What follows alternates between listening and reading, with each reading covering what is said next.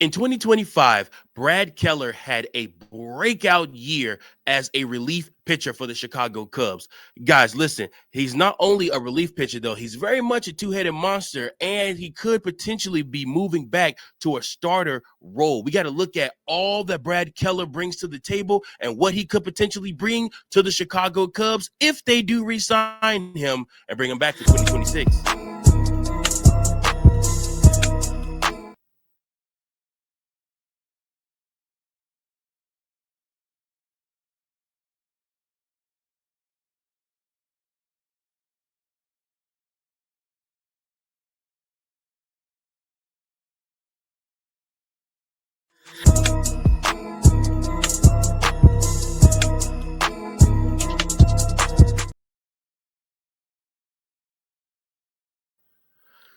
Whew.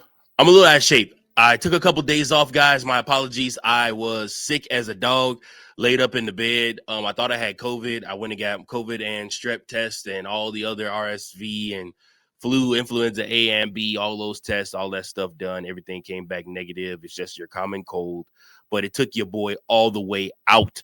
But I'm starting to feel a little bit better, a little bit more like myself. I'm going to definitely get some rest after this episode, but I couldn't leave you guys gone that long. So I wanted to make sure I dropped something for you. And I think that it's apropos as we're heading into the winter meetings next week, which we are 1 week away from. And I thought it was apropos to talk about one of the potential signings the Chicago Cubs could make during these winter meetings, somebody that they are very familiar with. In fact, somebody that they ended up moving into the closer role. I mean, he was basically everything for the Chicago Cubs this past year coming out of the bullpen, that being Brad Keller. So in 2025, as a reliever for the Chicago Cubs, 68 appearances, 69.2 thirds innings pitched, 2.07 ERA, 75 strikeouts, 22 walks, a 0.96 whip, 26 holds, 3 saves.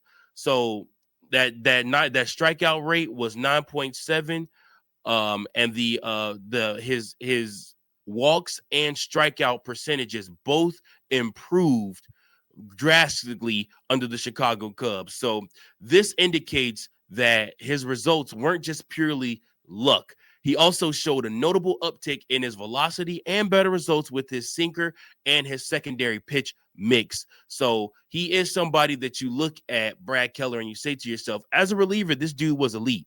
But the rumors out there is Brad Keller on other teams, not on the Chicago Cubs, but on other teams, could very well go back to being a starter. Now, he has had 117 career starts, most of his career with an ERA in the mid fours, about 4.33 ERA across his starts historically. He also has multiple seasons in which he worked 20 plus starts and has been a traditional starter earlier in his career. So why does this split matter? Well, historically, he's been an innings eating starter with spotty results. But in 2025, he was a recast as a high leverage reliever and produced true breakout numbers. Teams are seeing both profiles, the starter depth and the newly effective reliever setup.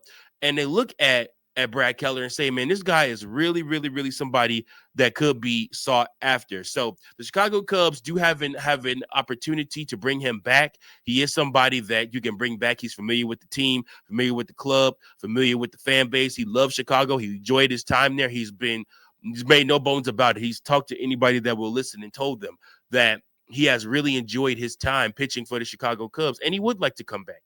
But it's only if the dollars make sense, right? It always comes down to the dollars, right? And positioning. Does Brad Keller want to be does he want to be a starting pitcher again in this league? Or has he found that his success in stints of having a good inning here or a good inning there or coming out in relief and being able to shut teams down, is this kind of the route that he should go for the rest of his career? So Keller signed with the Chicago Cubs in January 2025 on a 1-year deal worth $1.5 million. I can promise you they ain't getting them that cheap again. It was a minor league deal with big league invitation on that 1 year for $1.5 million. That's the contract he played on during the 2025 season. The Chicago Cubs got Brad Keller for a steal. Make no mistake about it. They definitely got him for a steal, but They also worked with him. Remember, we have one of the best pitching coaches and pitching staffs out there because our coaches are able to go take rehab reclamation projects and make them into guys that other teams want pitching for them, teams that normally would not give them opportunities. So the fact that Brad Keller was able to come here and have some success with the Chicago Cubs, I think he would like to come back and repeat that again. There isn't a single consensus number, but the reporting and projection models cluster around a multi-year offer for Brad Keller this winter. So we're looking at what could he potentially bring in this winter? What could a contract look like for him this winter? Well, like I said, he won't have to sign on a 1-year prove-it deal any longer. He's going to get a 2 to 3 year contract wherever he decides to sign. So we're looking at potentially maybe 3 years, $36 million. That's the headline projection used in several free agent lists for somebody of what Brad Keller was able to put out there. So I want to ask you guys, do you believe it's worth it to sign Brad Keller to a 2 to 3 year deal, roughly around three years, 36 million, maybe 2 years, $26 million for him?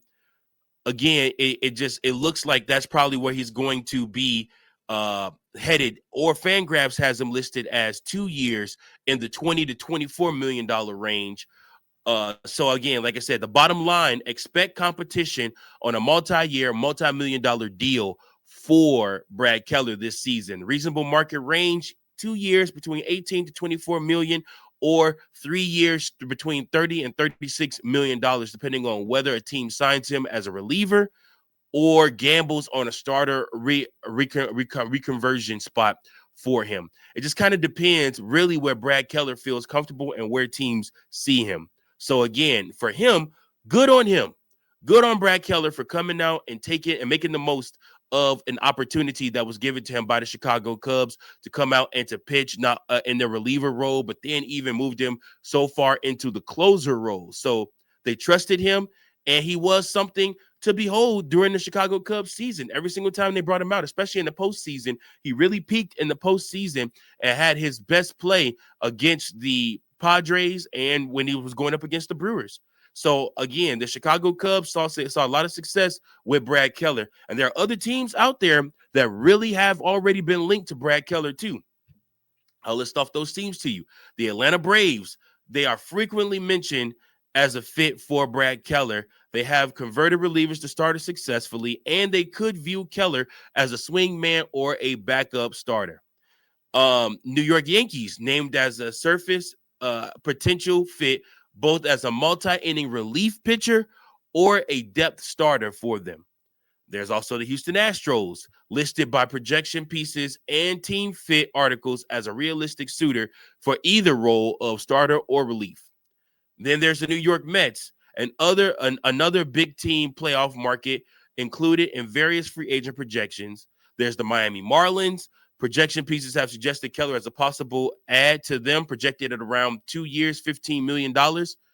And then there's other candidates that fit, such as the San Diego Padres, the San Francisco Giants, the Minnesota Twins, and again, like I said, Atlanta.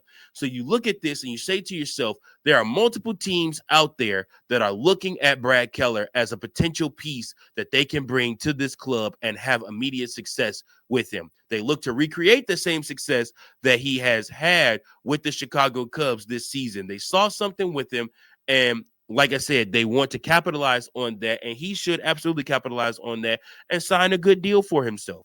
Again, he reclaimed and showed that he has the stuff still to be a pitcher in the MLB, and teams should absolutely want to give him a shot. Now, the Chicago Cubs should absolutely want to give him a shot because right now our bullpen is bare. Our cupboard is bare. We're still being linked to Pete Fairbanks. There's been a couple out there that have said Edwin Diaz. There's a couple out there that have said Robert Suarez. There's a couple out there that are saying those different things. But I think realistically, bringing somebody back like Brad Keller on a 2-year, $26 million deal is money well spent. I think that's money well spent. I think he showed you last year what he's capable of being, especially with our staff that we have around him and who we've put him in place of. And I think he's comfortable coming out of the bullpen for the Chicago Cubs. So that's the thing. Should the Chicago Cubs bring him back, and should they bring him back as a bullpen piece? I don't think there's room for a starter piece on the Chicago Cubs. But the pros as a reliever: elite peripherals in 2025 with a 2.07 ERA, a sub 100 whip, a strong strikeout rate. That's game-changing late inning piece or a high leverage multi-inning guy, and he has low risk of immediate role failure if the Cubs keep him in the relief position. So, guys, excuse me. Sorry, y'all, I'm still getting better. You have to forgive me for coughing in the mic. My apologies. But if you look at this and you say to yourself, okay, well, Brad Keller has done a lot as a relief pitcher, but he also has done a lot as a starter. His starter numbers don't lead me to believe that he should want to go back to the starter role. As a career starter track record, it's pretty uneven, guys. He's in the mid-4s in the ERA across many starts. And again, he's been very injury prone throughout a lot of that too. So converting back to a full-time starter isn't guaranteed. So I think that he ought to, and the Chicago Cubs ought to, want to keep him in the role of a relief pitcher, multiple inning eater, and if push come to shove, even the closer role. He's definitely somebody that I believe thrives in that closer role, and he can have a lot of success there. But listen, I want to know from you guys. 1, should the Chicago Cubs look to re-sign Brad Keller? 2, what deal would you offer Brad Keller if you were going to offer him a deal? And 3, do you want Brad Keller to maybe look at if you're just a GM out there, where you look, would you want him to stay at the reliever role, or would you look to maybe see what he could do as a starter piece on your team? Answer the questions below. Let me know you guys' thoughts. I appreciate you guys so much for tuning in to this episode. Once again, this is your #1 spot for all things Chicago Cubs. Make sure that you like, share, and subscribe if this is your first time watching.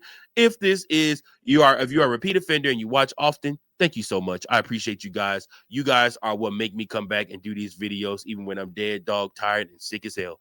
I appreciate you guys. I love you all. Until next time, go Cubs, go. Thank you for watching another episode of Chicago Cubs Central, the #1 spot for all Chicago Cubs content.